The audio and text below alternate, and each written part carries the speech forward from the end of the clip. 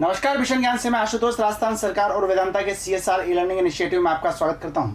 पिछली क्लासेस में आपने जाना था कि बंध के आधार पर ठोसों को कितने भागों में वर्गीकृत किया गया है।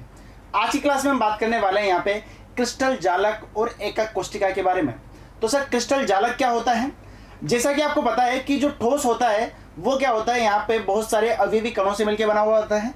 और अवयवी कण क्या क्या हो सकते हैं? तो आप बोलेंगे सर, परमाणु हो सकता है, अणु हो सकता है, या फिर कोई सा भी आयन हो सकता है। तो उनकी जो नियमित त्रिविम व्यवस्था रहेगी, यानी स्पेस में यदि बात करें, 3D की यदि हम बात करें तो 3D में जो उनकी नियमित जो व्यवस्था रहेगी, यानी कि एक जो अरेंजमेंट रहेगा, उसी को हम क्या बोलते हैं, यहाँ पे त्रिविम जालक कहते हैं। तो बात कही गई है कि ठोस को निर्मित करने वाले कणों की नियमित त्रिविम व्यवस्था को ही क्या बोला जाता है, त्रिविम जालक कहा जाता है। अवयवी कण जो रहते हैं वो कोई से भी हो सकते हैं, परमाणु, अणु या आयन। ठीक है जी।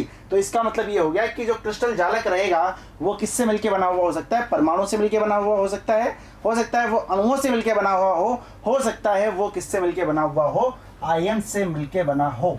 क्या इतनी बात आती है समझ में? पक्की बात है। अच्छा जी, अब यदि मैं यहाँ पे क्रिस्टल जालक के लक्षण की बात करूं तो देखना, जैसे ही जो भी क्रिस्टल जालक रहेगा ना, उसके अंदर क्या होगा कि प्रत्येक एक एक पॉइंट रहेंगे। ठीक है जी, यानी कि छोटे छोटे बिंदु रहते हैं। उन बिंदुओं को क्या बोला जाता है? जालक बिंदु बोला जाता है। यानी कि त्रिविम जालक का प्रत्येक बिंदु जालक बिंदु या फिर जालक स्थान कहलाता है, या फिर बोला जा सकता है कि स्पेस, इसको बोला जाता है क्या, लैटिस पॉइंट, या फिर इसको बोल देंगे हम क्या, लैटिस प्लेस, यहाँ पे इसको बोल दिया जाएगा। कि इतनी बात काफी है। चलो जी आगे बढ़े। अब देखना आगे लिखा हुआ है, क्रिस्टल जालक का प्रत्येक बिंदु अवयवी कण को दर्शाता है। यानी कि जितने भी पॉइंट्स रहेंगे ना, वो क्या होंगे, यहाँ पे किसको दर्शाएंगे? अवयवी कण को दर्शाएंगे। अवयवी कण बोले तो परमाणु, अणु या फिर आयन।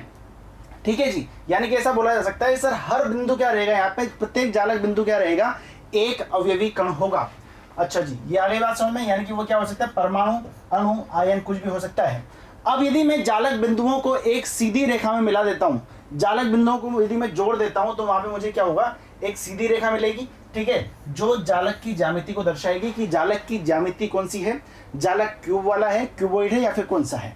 ठीक है जी, बढ़े आगे। अच्छा, अब आपको यहाँ पे एक दीवार नजर आ रही होगी जो किससे मिलकर बनी हुई है? ईंटों से मिलकर बनी हुई है। अच्छा जी, अब यदि आप इस दीवार में देखेंगे तो आपको क्या नजर आ रहा है? देखना भाई, यदि आप इस दीवार में देखते हैं तो आप बोलते हैं कि सर, यहाँ पे ईंटों का एक नियमित क्रम, यानी कि एक नियमित व्यवस्था मुझे नजर आ रही है। अब इस नियमित व्यवस्था में आपको क्या नजर आ रहा है? ध्यान से देखना कि सर, ये एक पॉइंट है, ठीक है, ये एक पॉइंट है, ये भी एक पॉइंट है, ये भी एक पॉइंट है, ये भी एक पॉइंट है, ये भी एक पॉइंट है, ये भी एक पॉइंट है, ये एक पॉइंट है, ये एक पॉइंट है, ये भी है। तो जो ये सब पॉइंट्स रहेंगे ना, वो क्या कहलाएंगे भाई मेरे यहाँ पे? वो सब पॉइंट क्या कहलाएंगे? जालक बिंदु कहलाते हैं। क्या इतनी बात क्लियर है? ठीक है जी। इसको यदि और खोलते हैं तो और जालक बिंदु मुझे दिखेंगे। अब आप एक बात यहाँ पे बताइए, कि यदि मैं बात करता हूँ कि सर, ये जो दीवार है, जो यहाँ पे ये बड़ी दीवार है, वो किससे मिलके बनी हुई है? तो आप बोलेंगे सर, ये जो बड़ी दीवार है ये ईंटों से मिलके बनी हुई है। यानी कि छोटी छोटी ईंटों से मिलके ये दीवार बनी हुई है। यानी कि बोल सकते हैं कि सर, ऐसी कोई ईंट होगी, हो सकता है इससे अच्छी हो, ठीक है, ऐसी कोई ईंट होगी, उससे मिलकर के उसको मैंने क्या किया है, बार बार रिपीट किया है। यानी कि उसके ऊपर एक नियमित क्रम में लगाया है। यानी कि बात करें तो एक नियमित क्रम से, यदि मैं सिर्फ इस दीवार की बात करना चाहूँ तो इस ईंट की बात करना चाहूँ तो इस ईंट को मैंने बार बार क्या किया है, एक नियमित क्रम में लगा दिया, यानी कि इसको रिपीट कर दिया। इससे क्या हो गया, यहाँ पे त्रिविम जालक का निर्माण हो गया।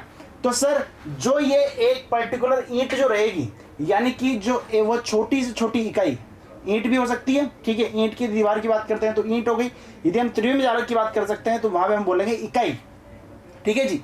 अब मैं बात करूं सर, वो छोटी से छोटी इकाई जिसको मैं बार बार रिपीट करके त्रिविम जालक बना रहा हूं, शब्दों पे ध्यान देना, वह छोटी से छोटी इकाई जिसको मैं बार बार दोहरा करके, बार बार रिपीट करके एक त्रिविम जालक बना रहा हूं, उसे क्या बोला जाएगा प्यारे बच्चों? मात्रक कोष्टिका, एकक कोष्टिका या फिर इकाई सेल बोला जाता है।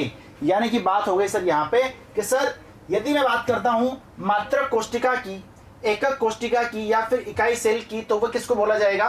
क्रिस्टल जालक की वह छोटी से छोटी इकाई जिसे त्रिविम में बार बार दोहराने पर पूरे जालक का निर्माण होता है, हमें एक संपूर्ण जालक प्राप्त होता है, उसे ही हम क्या बोलते हैं यहाँ पे मात्रक कोष्टिका बोल देते हैं। यदि हमने बात की थी यहाँ पे वॉल की यानी कि दीवार की, तो एक ईंटों की दीवार है जो किससे मिलके बनी हुई है, वो ईंटों से मिलके बनी हुई है, यानी कि एक ईंट को मैं क्या कर रहा हूँ, बार बार रिपीट कर रहा हूँ। अच्छा जी, लेकिन यदि आप देखते हैं कि सर आप कोई सा भी फिगर ले लीजिए, ठीक है जी, कोई त्रिविम जालक मैंने यहाँ पे लिया हुआ है, एक त्रिविम जालक आपके सामने यहाँ पर लिया हुआ है, उसमें आप देख सकते हैं कि जो आपको नीला वाला जो पोर्शन दिखाई देगा ना, ठीक है, वो क्या होगा वहां पे भाई मेरे यूनिट सेल होगा, यानी कि यही क्या होगा भाई मेरे यूनिट सेल होगा, यानी कि यही क्या होगा एकक कोष्टिका इकाई सेल, इसी को बोला जाएगा। और जो आपको यहाँ पे नीले वाले ब्लू वाले डॉट्स दिखाई दे रहे हैं वो क्या है, यहाँ पे जालक बिंदु हैं। क्या इतनी बात क्लियर है, पक्की बात है? अच्छा जी, अब यदि मैं बात करना चाहूँ यहाँ पे, तो देखिए इस डायग्राम में भी आप देख सकते हैं पॉइंट्स आपको दिखाई दे रहे हैं और इस तरह का पूरा क्रिस्टल का स्ट्रक्चर रहेगा। अब मैं यहाँ पे क्या कर रहा हूँ कि उस जो हमने दीवार की जब बात की थी तो हमने क्या किया था, ईंट को एक तरफ रख लिया था, ठीक है। लेकिन यदि मैं बात करता हूँ यहाँ पे पूरे जालक की, तो इस जालक में से मैंने क्या किया, जो ये वाला पोर्शन था ना, ये वाला, उसको मैंने क्या किया यहाँ से, जो ये ब्लू वाला जो पोर्शन है उसको मैंने क्या किया यहाँ से एक तरफ रख लिया, कहाँ पे, ये वाला। अब इसकी मैं बात करता हूँ तो अब हम पूरी की पूरी बातें सिर्फ इसी के ऊपर करेंगे। कैसे, ध्यान से देखना। अच्छा जी, अब इसकी यदि बात की जाए तो यहाँ पे देखना, 3 एक्सिस मैंने मान लिया, ये एक्स एक्सिस हो गया, ये वाई एक्सिस हो गया, इसको मैंने जेड बोल दिया, ठीक है जी, तीनों आप कैसे भी ले सकते हैं। अब यदि बात रहती है इनकी, तो सर इसके जो पैरामीटर्स रहेंगे ना, यानी कि इनके जो पैरामीटर्स रहेंगे उनको हम किस तरह से यहाँ पे डिफाइन करेंगे। तो आइए आप बात करते हैं एकक कोष्टिका के पैरामीटर की। मान लीजिए एक कोई यहाँ पे मात्रक कोष्टिका नजर आ रही है, ठीक है जी। यदि इस मात्रक कोष्टिका की मैं बात करता हूं तो आपको यहाँ पे नजर आ रहा होगा, यहाँ पे आपको नजर आ रहा होगा कि सर ये क्यूब है, ठीक है जी। अब इसमें आप देखते हैं कि सर ये क्या है, यहाँ पे ए है, इसको यदि बड़े डायग्राम में देखना चाहे तो इसमें देख लीजिए आप कि सर ये ए है, ठीक है जी, और ये वाली क्या है, सी है, और ये वाली क्या है भाई मेरे, बी है, यानी कि ये बी हो गई, ये ए हो गई, और ये क्या हो गई भाई मेरे यहाँ पे सी हो गई। अच्छा जी, अब मैं क्या कर रहा हूँ यहाँ पे चीजों को याद रखने के लिए, ए को किससे रिलेट कर रहा हूँ, अल्फा से रिलेट कर रहा हूँ, बी को किससे रिलेट कर रहा हूँ, बीटा से रिलेट कर रहा हूँ, सी को किससे रिलेट कर रहा हूँ, यहाँ पे गामा से रिलेट कर रहा हूँ। तो आप एक बात यहाँ पे ध्यान से देखना, यदि मैं बात करता हूँ सर ए, ये तो ए हो गया, ठीक है, ये बी हो गया, इनके बीच का कौन कौन सा रहेगा, तो ए तो आ गया, बी भी आ गया, सी गायब है, तो एक काम करो सी की जगह पे किसका रखोगे आप यहाँ पे गामा को, यानी कि इन दोनों के बीच में कौन सा एंगल पाया जाएगा, गामा एंगल, यानी कि गामा कोण इसको बोला जाता है, ठीक है। अब मैं बात करता हूँ सर ए सी, यानी कि ए तो ये हो गया, ऊपर सी, इनके बीच में जो एंगल है ना उसका नाम कैसे याद रखो, देख लेना भाई, ए आ गया, सी आ गया, बचा क्या है बी, बी बोले तो बीटा। इसको आपको एग्जाम में नहीं लिखना है, ये सिर्फ याद करने का एक छोटा सा तरीका है, ठीक है, जो मैं आपको यहाँ पे बता रहा हूँ। अब बी की जगह आप क्या लिख देंगे यहाँ पे बीटा, तो यानी कि बीटा हो गया, वो बचा हुआ क्या हो जाएगा यहाँ पे अल्फा, कैसे, बी आ गया, सी आ गया, इनके बीच का कौन क्या होगा, सर बी आ गया, सी आ गया, ए बचा हुआ है, अल्फा लिख दो, खत्म।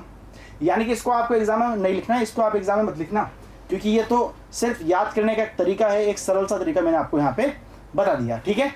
तो आप समझ चुके होंगे कि सर यहाँ पे अब मुझे क्या हुआ है, 3 तो मुझे कोण नजर आए हैं, और 3 ही मुझे क्या है यहाँ पे लेंथ, ब्रेथ और हाइट यहाँ पे नजर आ गई, यानी कि 3 तो क्या आ गई यहाँ पे, लंबाई, चौड़ाई और ऊंचाई, 3 तो ये हो गए, और 3 क्या हो गए मुझे यहाँ पे कोण नजर आ गए।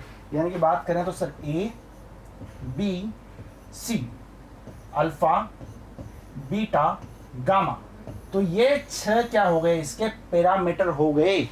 यानी कि मात्रक कोष्टिका के पैरामीटर की बात की जाए तो 6 पैरामीटर आ गए, 3 तो आपकी लंबाइयां आ गई, और 3 क्या आ गए आपके यहाँ पे एंगल, यानी कि 3 कोण आ गए।